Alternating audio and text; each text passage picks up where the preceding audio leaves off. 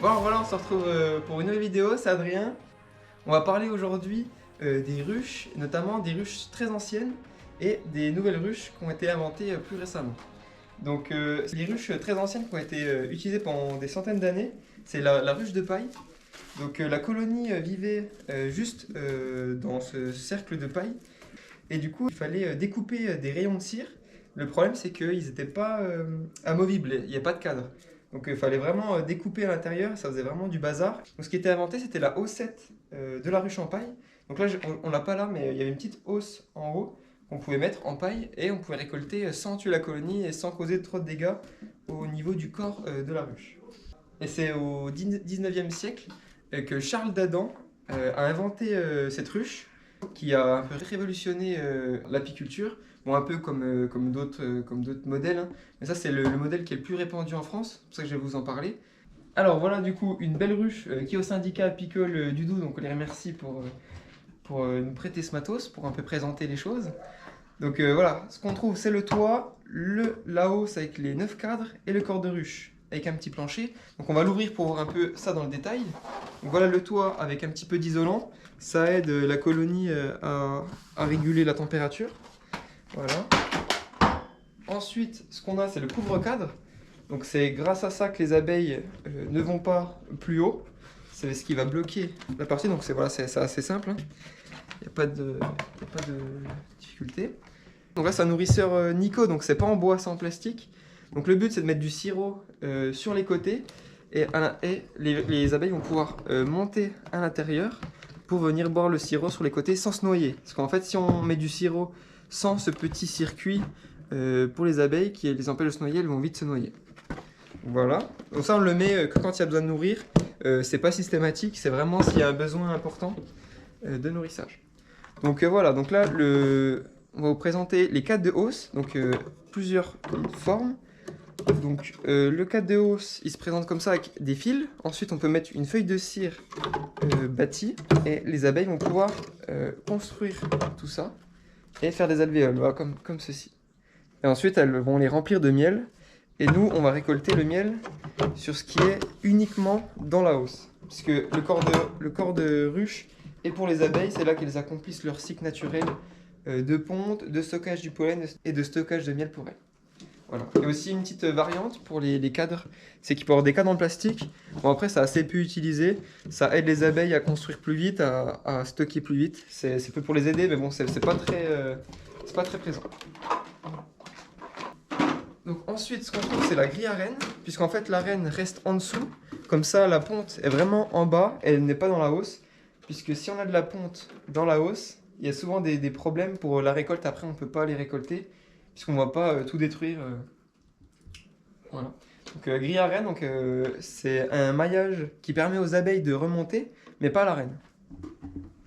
Voilà. Et là, la même chose que les cadres de hausse. Voilà, donc on a des cadres en bois où on va mettre des fils, puis de la cire gaufrée. Et cette cire gaufrée va être construite par les abeilles par la suite. Donc voilà après ce que les abeilles font. Bon, il n'est pas très beau ce cadre, mais voilà, après les abeilles construisent. Si la colonie n'est pas très bien développée, on va réduire l'espace, puisque tout espace trop grand va être dommageable pour la colonie, puisqu'il faudra le chauffer, etc. En plus, alors que c'est pas nécessaire. Donc ce qu'on peut mettre, c'est une partition. Donc ça va réduire l'espace de la colonie. Par exemple, si la colonie est là, on met cette partition à cet endroit, et comme ça, la colonie est vraiment limitée à un espace réduit. Voilà, la dernière partie, donc c'est le plancher. Donc il y a plein de sortes de planchers différents. Ça, c'est un plancher en bois avec quelques petites ouvertures à l'arrière pour l'aération, puisqu'une ruche va faire un peu d'humidité avec la différence de température. Donc c'est très important d'aérer pour que l'humidité s'en aille, et aussi pour pas qu'elle soit étouffée quand il fait trop chaud ou quand on les déplace. Donc voilà, plancher en bois. Sinon aussi, il y a beaucoup de planchers Nico où le fond est totalement aéré. Alors je vous ai fait un petit tableau de comparaison entre la ruche paille et la ruche d'Adam pour voir un peu les points positifs de ces modèles et les points négatifs. Donc ce qu'on peut dire en point positif de la ruche paille, c'est qu'elle est plus proche du fonctionnement naturel pour la colonie, puisque c'est la colonie qui décide comment construire les cadres de cire avec l'espacement qu'elle souhaite, etc. Elle est aussi moins chère et moins lourde, Et ce qu'on peut dire en point négatif, c'est qu'il y a une destruction des cires et une certaine difficulté lors de la récolte, puisque les cires sont accrochées à la ruche, donc il faut les découper, les déceler, et ça c'est assez dur. Donc s'il y a une petite hausse, il n'y a pas de souci pour les enlever. Par contre, si le prélèvement de miel se fait dans l'espace de la colonie, là on peut avoir du grabuge, si je peux me permettre, avoir des difficultés, beaucoup de stress pour la colonie, du miel qui coule sur les abeilles, etc. Donc là c'est plus compliqué. Ce qu'on peut dire également, c'est qu'il y a un stock de miel dans la ruche en paille qui est moins important pour l'hivernage de la colonie, qui peut poser souci, ça dépend comment la gestion est faite. Concernant la ruche d'Adam, donc les points positifs ils sont très nombreux, puisque c'est une vraie évolution de l'apiculture et de la gestion des colonies. Donc il y a une grande facilité de récolte grâce au cadre amovible, et notamment de la hausse, où on peut enlever toute la partie sans stresser les colonies, et on peut conserver les cires, donc c'est-à-dire qu'après elles peuvent repartir avec ces cires vides de miel, et on gagne beaucoup de temps et d'énergie pour les abeilles. Le contrôle de l'état de santé est grandement facilité grâce au cadre amovible, puisqu'on peut ouvrir la ruche, retirer les cadres, les regarder, observer. Est-ce que la ponte va bien? Est-ce qu'il n'y a pas de maladie? Est-ce qu'il y a assez de pollen, assez de miel, etc. Ce qu'on peut dire également, c'est que l'espace peut être adaptable et adapté à la grosseur de la colonie, donc ça va aider son bon développement.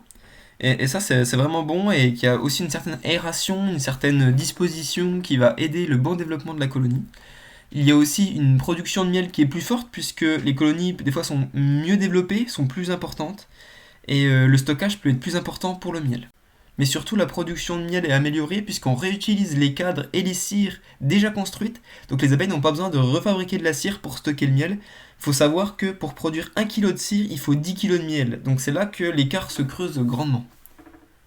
Dernier point que j'ai noté en point positif, c'est le stock de miel qui est plus important pour l'hivernage de la colonie en modèle d'Adam, puisqu'il y a plus de place, plus de stock, et que du coup on s'assure d'une certaine fiabilité en stock pour l'hivernage. Il y a moins de soucis de ce côté-là. Pour les côtés négatifs du modèle d'Adam, c'est qu'il est moins proche du fonctionnement naturel, puisqu'on impose les cadres, donc on les met, ça aide de les cirer, mais sur des positions bien ciblées, et que c'est plus cher et plus lourd, parce qu'une ruche d'Adam qui a beaucoup de miel est très très lourde. Voilà pour le petit tableau de comparaison. C'est possible qu'il y ait des points positifs ou négatifs que je n'ai pas pensé à noter. Vous pouvez m'en parler en commentaire, ça va être avec plaisir que j'en discuterai avec vous. Voilà, j'espère que les explications ont été assez claires, n'hésitez pas à poser des questions, et à bientôt. Et salut!